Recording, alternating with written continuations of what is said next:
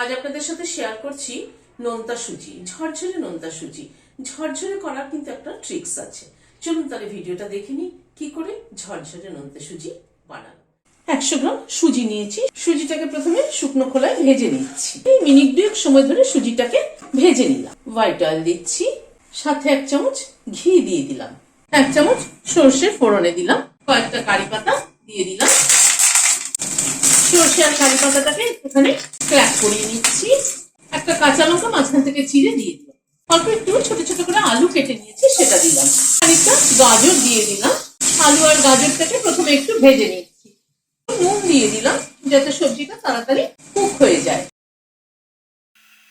Minute 2 সময় ধরে একটু ভেজে নিলাম। তবে বিনস খানিকটা দিয়ে দিলাম, ভেজে নিচ্ছি।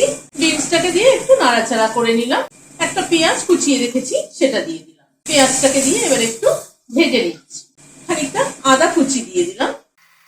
পেঁয়াজটাকে দিয়ে মিনিট 2 সময় ধরে একটু ভেজে নিলাম। খানিকটা কড়াইশুঁটি দিয়ে দিলাম, খানিকটা কিশমিশ দিয়ে দিলাম, খানিকটা চিনেবাদাম দিয়ে দিলাম। এই চিনেবাদামটা কিন্তু রোস্টেড চিনেবাদাম।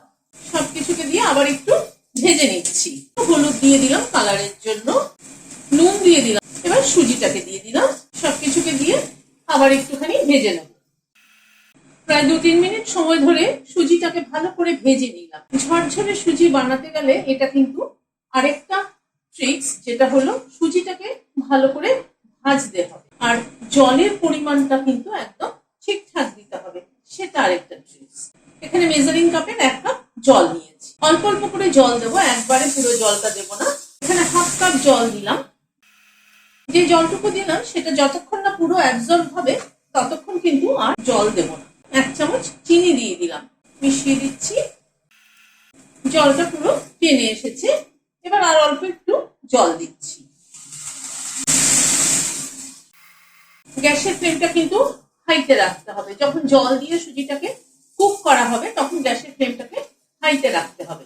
আর কিন্তু জল লাগবে না, সুজিটা কুক হয়ে গেছে। আমি 1 কাপ জল নিয়েছিলাম, আমার 1 কাপ জল কিন্তু লাগেনি। প্রায় 1/4 কাপ মতো জল রয়ে গেছে।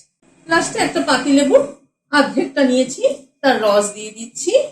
বেশ একটু নোনতা, মিষ্টি এবং টক সব মিশিয়ে কিন্তু এই ঝাল সুজিটার টেস্টটা কিন্তু দারুণ হয়।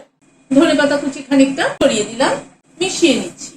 গ্যাসের ফ্লেমটাকে বন্ধ করে দিলাম। ভিডিওটা যদি ভালো লেগে থাকে তাহলে একটা লাইক এবং সাবস্ক্রাইব করার অনুরোধ রইল। আজ তাহলে এখানে শেষ করছি। নমস্কার।